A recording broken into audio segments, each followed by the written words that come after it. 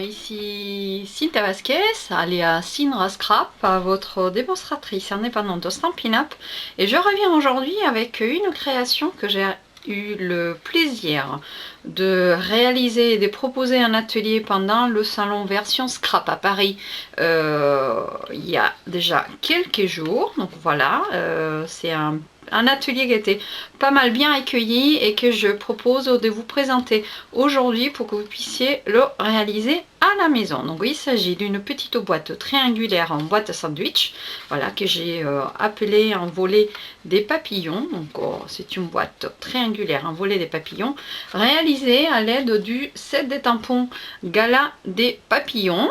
Voilà, et de sa perforatrice assortie, un set des tampons voici la version en couleur horizon des bruyères. Toutefois, c'est la version que j'ai présentée à version Scrap à Paris le week-end du 13 avril. C'était vert lime à la limette, donc une des couleurs Incolors 2017-2019 qui va bientôt disparaître, et donc si vous aimez cette couleur, autant le papier comme l'encreur et charge feutre vont disparaître. Donc on n'hésite pas de cliquer en dessous de la vidéo pour vous diriger à ma boutique en ligne, vous procurer notamment ces couleurs qui vont disparaître. Alors, pour réaliser donc ma petite boîte triangulaire en volet des papillons, vous allez avoir besoin d'un morceau de papier cartonné lime à la limette qui mesure 27 cm par 7,5 cm. Donc c'est ce qui va constituer cette partie là, voilà, derrière la base et donc le devant de ma boîte. On va avoir besoin aussi d'un carré de papier cartonné lime à la limette de 8,5 par 8,5 cm. Et ensuite, vous allez avoir donc besoin d'un morceau de papier fenêtre qui mesure 4,5 par 7 cm. Et à la fin, un morceau de papier blanc pour pouvoir faire donc les tamponnages, les découpages, ainsi que l'étiquette de ma boîte. Donc, sur le côté de 7,5 cm, il va falloir faire un pli à 1,5 cm dans le sens de la longueur. Voilà, donc on en fait. Voilà, 1,5, et donc voilà, c'est l'équivalent de venir à 6 ici, 1,5 là. Et donc après vous pouvez soit venir et faire 1,5 ici, mais c'est un peu ça tient pas trop droit. Donc moi ce que j'aime bien quand c'est comme ça, c'est je fais 1,5 cm comme ça, et ensuite regardez, hop, on fait juste revenir sur l'autre côté, on se place à 6, ce qui équivaut à 1,5 là, hop. Et donc vous faites 1,5 de chaque côté. Donc dès la ligne des plis jusqu'au bord de chaque côté du papier, vous avez 1,5 cm. On va retourner donc au 90 degrés notre papier et on va venir marquer un pli à 2,5 cm.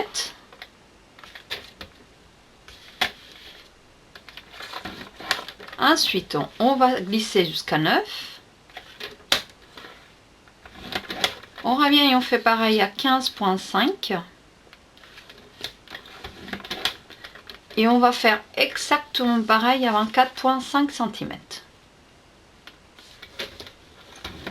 Voilà. Donc voici notre papier qui a été déjà donc au pré-plié. On a deux parties rectangulaires qui sont exactement identiques, ce qui va constituer le derrière et la base de notre boîte. Donc on aura un angle droit 90 degrés ici, puis ensuite la partie. On referme le bras, et puisqu'on a le coupe-papier, on va venir récupérer le morceau de papier qui mesure 8,5 par 8,5 cm, et on va marquer un pli à 1 cm tout au long de chaque bord du papier. Il va falloir le séparer en biais. Donc pour cela, on vient ouvrir notre bras et on va mettre une pointe au niveau de la rainure des coupes, et sans bouger celle du haut, on fait exactement pareil en bas.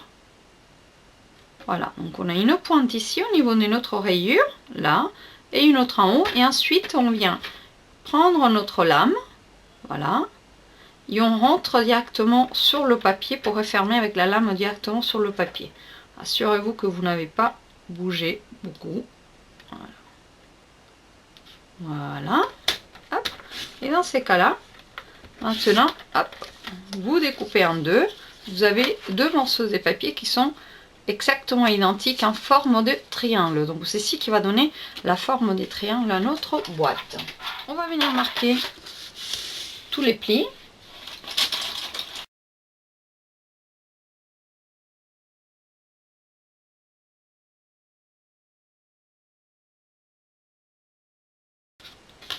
Tout d'abord, on va venir creuser. Donc ça va être le couvercle, la partie de devant. Donc on va devoir venir creuser ici. Comment j'ai creusé? Ma fenêtre, je l'ai faite à l'aide de l'étiquette. Hop, cette petite étiquette. Ne me dites pas comment elle s'appelle, je ne m'en souviens plus. Je vous mets la liste de matériaux en bas, donc vous allez la retrouver. Et donc à l'aide d'un petit post-it, en fait, je vais venir, j'ai déjà découpé, je vais venir juste placer le post-it là où je veux découper.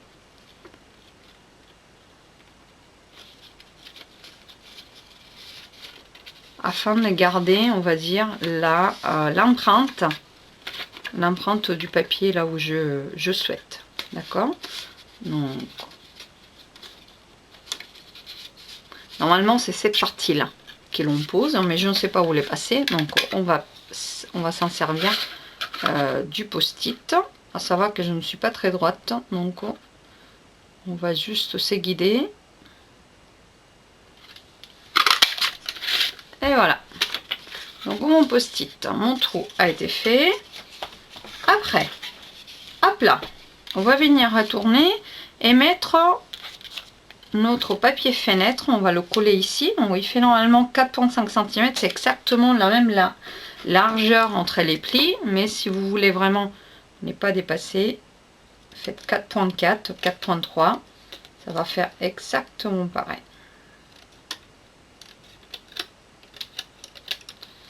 Voilà, et donc c'est ceci qui va venir entre les plis, à savoir qu'on va mettre un petit point de colle sur chaque coin de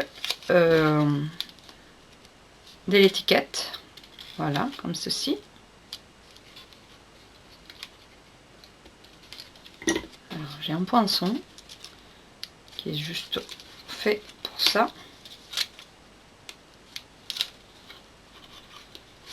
Voilà, et donc ce qui va me permettre en fait de coller mon étiquette tant que j'ai ma boîte à plat. Voilà.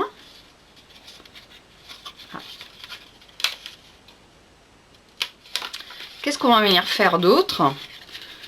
On va venir couper avec nos ciseaux au niveau de la ligne des plis. On va faire à l'opposé de ce que j'ai fait mon trou. On va venir découper comme ceci. On va s'arrêter à la 1, 2, 3e ligne des plis. Ici, on va juste laisser ceci.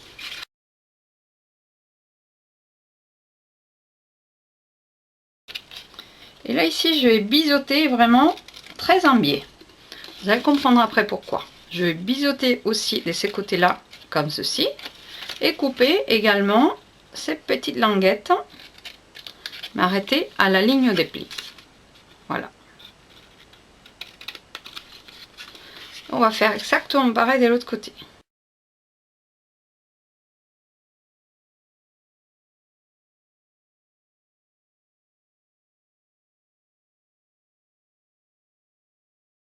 Vous allez voir, donc pour pouvoir faire ici la fermeture et pouvoir mettre ma petite bouclette, ce que je vais faire, c'est m'en servir de ma perforatrice étiquette festonnée. Donc je vais remontrer mon papier comme ceci par là. Hop. Et en me plaçant à l'arrière, je vais essayer de centrer avant de perforer. Donc j'ai déjà une petite languette et on va faire exactement la même chose. Voilà, ici. La boîte. Donc comment on va procéder? Déjà, la meilleure des choses à faire, c'est marquer nos plis, toujours. Et là, on va biseauter ici. Hop. On va biseauter comme ceci là. Et pareil. Voilà. En faisant ça, je vais pouvoir venir placer mon angle. Placer comme ceci. Un des deux latéraux. Voilà. Et l'autre, il sera à l'opposé. Voilà, comme cela.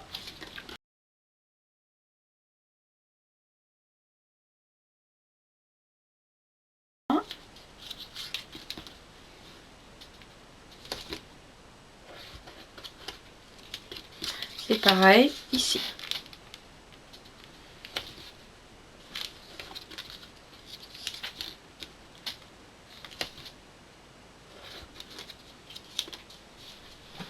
Voilà. On enlève.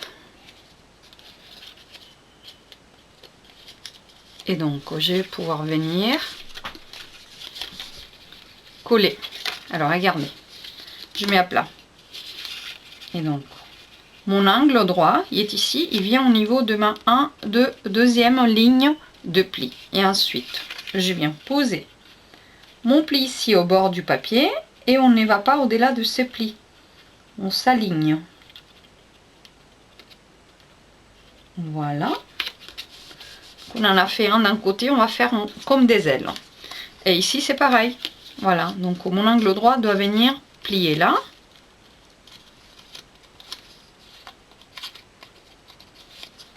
Et ensuite, on va se caler comme ceci. Voilà. Pour enfin venir refermer la boîte. Ensuite, le triangle se fait tout seul.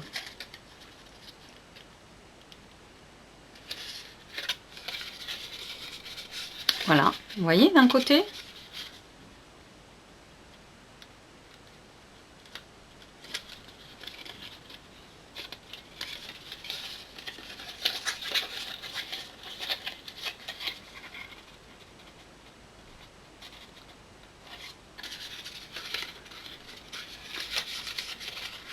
Voilà, donc en fait ma boîte elle est prête à accueillir des bonbons ainsi que la décoration. Et puis pour qu'elle tienne refermée, parce que vous voyez, alors pourquoi on a biseauté ici? Parce que comme on est en forme des triangles, il faut bien qu'ici ça n'empêche pas pour la fermeture. Et donc il ne faut pas non plus que ça empêche ici. Donc une fois qu'on a les deux morceaux comme ça, imaginez vous avez rempli avec les bonbons, on va juste venir prendre notre ruban surpiqué. J'ai une petite chute.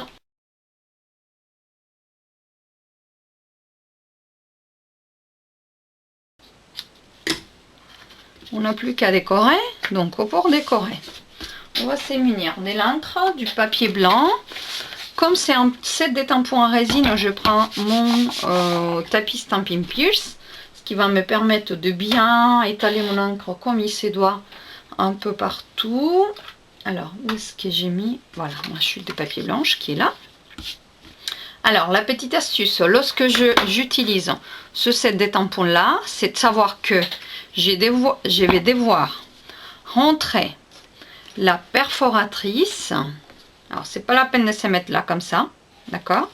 Donc, soit vous faites comme ça, et donc là, en l'occurrence, je vais pouvoir rentrer la perforatrice des deux côtés, mais à savoir que notre perforatrice, le trou est là. Donc, le petit papillon doit être en haut, et donc je vais rentrer comme ceci le papier. Si vous faites dans ce sens-là, faites attention à que le petit papillon soit dans la partie centrale du papier et donc le grand sur le bord du papier. Si vous faites comme ça, vous faites avoir, d'accord? Donc il faut absolument que le papier soit, que le morceau de papier soit comme ça, le papillon sur le bord du papier. Mon encreur, donc, je vais faire du ton sur ton.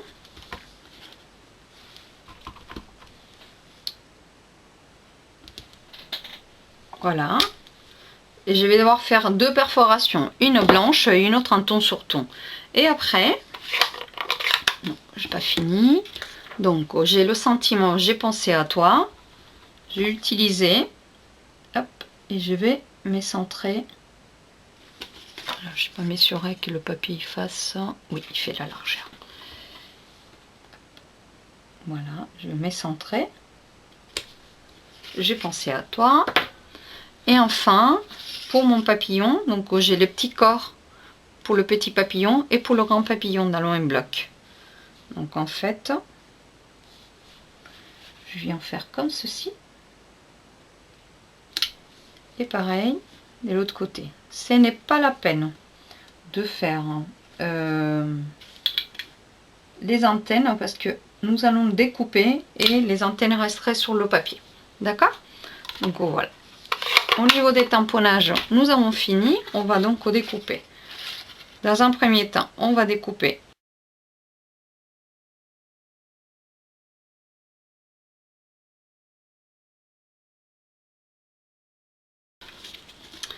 on va utiliser la colle liquide. Donc, dans un premier temps, regardez.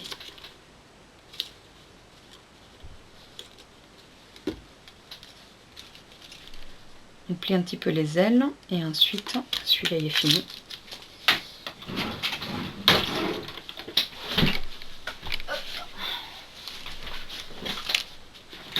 On met un tout petit peu de colle ici, mais vraiment tout petit. Et ensuite, on vient coller le papillon l'un par-dessus l'autre en faisant coïncider le centre. D'accord? Et on va faire pareil avec celui-là.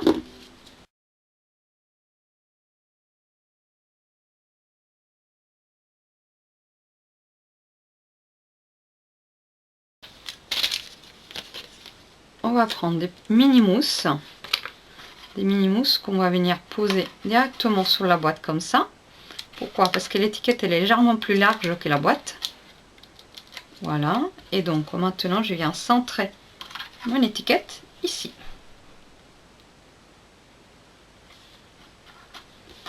Voilà. Au niveau des papillons, on va en coller un là.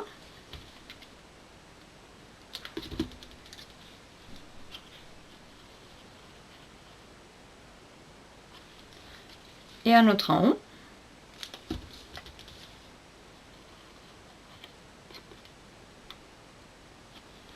Et la touche qui va vraiment faire que ça rayonne, ce sont donc ces petits séquins Vichy qui viennent avec la collection Vichy et qui nous permettent d'avoir des petites fleurs ou des petits séquins de la même couleur en ton sur ton au niveau de l'étiquette. Donc on prend une petite fleur que l'on vient poser juste ici. Donc ce sont des séquins qui sont déjà qui ont déjà de la colle derrière, hein. C'est très facile à poser et ça donne la petite touche à la création. Donc voilà, notre boîte est désormais finie, le projet est fini. J'espère que vous avez aimé le projet. En tout cas, moi j'étais ravie de le proposer en atelier à version scrap. D'ailleurs, je remercie toutes les participantes qui ont voulu faire l'atelier. Quoi vous dire, vous avez la liste des matériaux pour les acheter en bas de la vidéo. N'hésitez pas de passer par mon blog ou laisser un commentaire sous la vidéo ou sur mon blog directement. Je vous embrasse, je vous dis à très bientôt et profitez des vacances si c'est le cas. À bientôt.